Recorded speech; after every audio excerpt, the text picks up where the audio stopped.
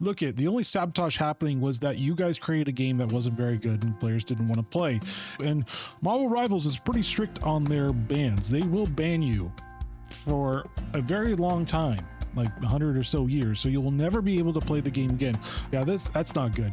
You don't store those types of private things because unfortunately your system will get hacked. The gunplay is good. That's probably the best part of this game.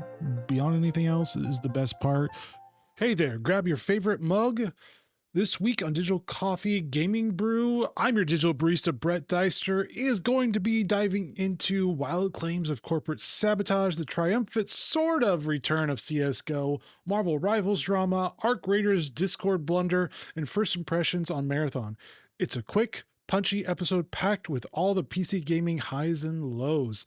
Let's get into it.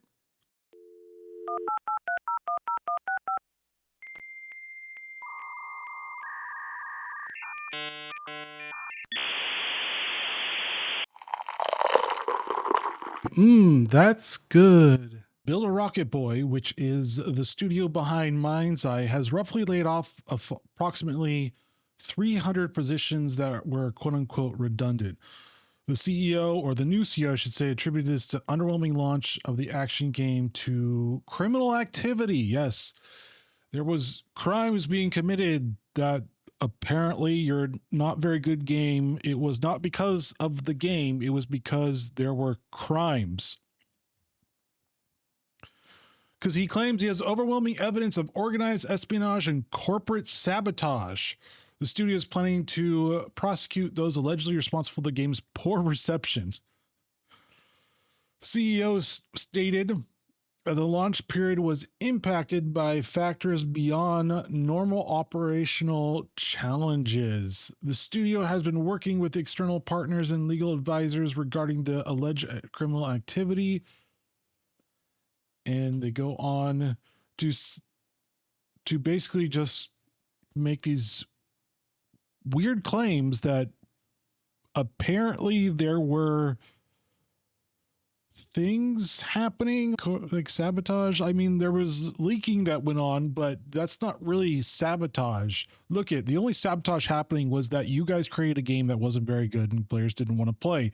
It was open world, but really wasn't. There was a lot of it riding on because one of the top guys came over from Rockstar and the Grand Theft Auto types of games. This was going to match Grand Theft Auto, and it didn't at all.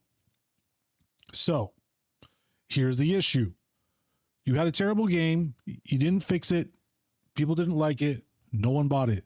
That's the only thing going on here, not whatever sabotage is going on that you think is going on, because this is all delusional and you just made a bad game. That's really about it.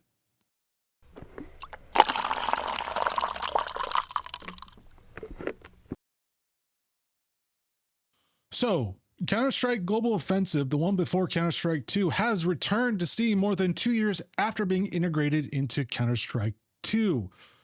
CSGO has its own standalone Steam page, although it's unlisted and does not appear in any Steam searches. You have to actually go find it, and it's a little bit more difficult than what it seems. Online matchmaking for CSGO is disabled, but players can join community servers through Steam server browser. So you can still play it, you just got to find the community servers for it. The game has recently gained popularity, reaching over 61,000 concurrent players, entering the top 20 on Steam's most played chart. Yeah, you got to give it credit. It was a great game when it came out. Still a great game now. People actually prefer it over CS2, but some people actually like CS2. I'm not saying that there's anything wrong with it. I don't particularly like CS games, but I have played them. I'd rather just not play them really at all. It's just my thing. But here we are. I am glad that they brought it back, but at least you can actually find it and then get in community servers, and then you could actually play the good old days, as we call it now. So yes, this is great news. I love to see this. Great job on Steam/Valve for actually bringing it back, even though I'm pretty sure they didn't really want to bring it back, but at least they brought it back.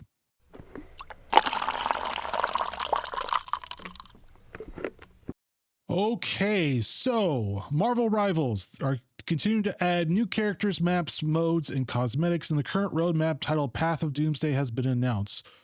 which will cover all previous Avenger movies leading up to the celebration of the new movie Avengers Doomsday on December 18th. The first batch of details regarding the content will be released in April, so next month, and the game will feature a limited time event where one player controls Loki with new abilities, including the Infinity Stones, while other players attempt to defeat him/her, depending on which skin you got for Loki. There is an expectation that future events will revisit battles against Ultron and Thanos, potentially including the character Thanos in the game. The developer of Marvel Rivals NetEase has also identified, this is the ongoing announcement, of incentivizing throwing, where players are encouraged by third-party bounties to sabotage matches. Players raise concerns about an unofficial bounty website that launched in February 22nd and was created by a content creator known as Echo Rivals. The website aimed to allow players to report those who intentionally sabotage games and offered financial incentives for doing so. Users noted an increase in sabotage matches, leading to a general perception that games were being thrown. Now, NetEase has issued a statement threatening permanent bans for players engaging in external bounties, emphasized a zero tolerance policy against malicious disruption. The company is implementing a specialized investigation protocol to address negative gameplay associated with these bounties. So, should be interesting to see what actually happens. But look, if you're going to play games like this, don't intentionally throw. Great, you get some type of monetary, but you're eventually going to get found out and banned, or people are going to flame you and report you too. And Marvel Rivals is pretty strict on their bans. They will ban you for a very long time, like 100 or so years. So you will never be able to play the game again.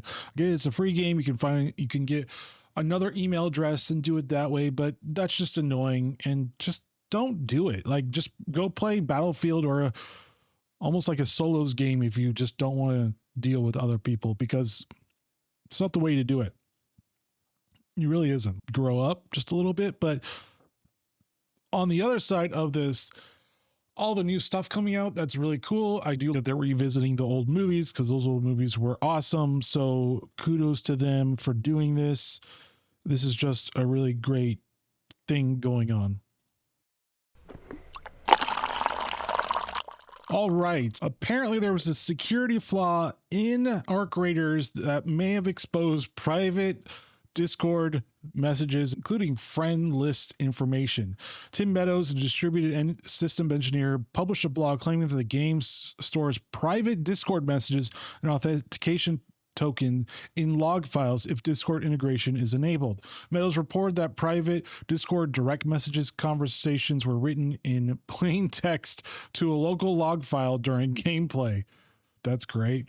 The findings suggest that Arc Raiders Discord SDK logs are data received, including sensitive information, without filtering. Embark Studios is conducting a deeper audit into the issues and is working on a hotfix to address the excessive logging of user information. The studio assured players that their private data was not sent outside their machine and that they will not review or keep such information.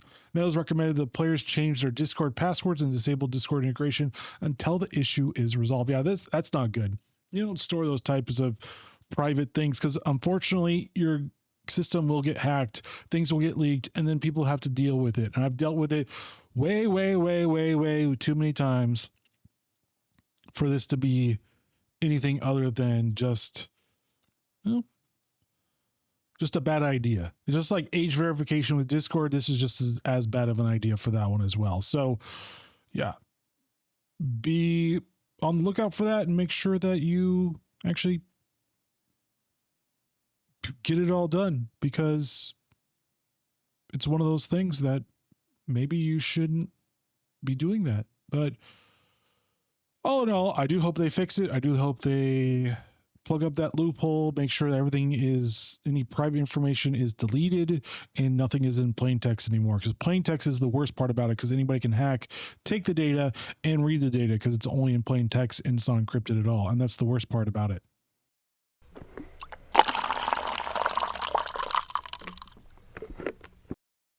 All right. So Marathon, it came out.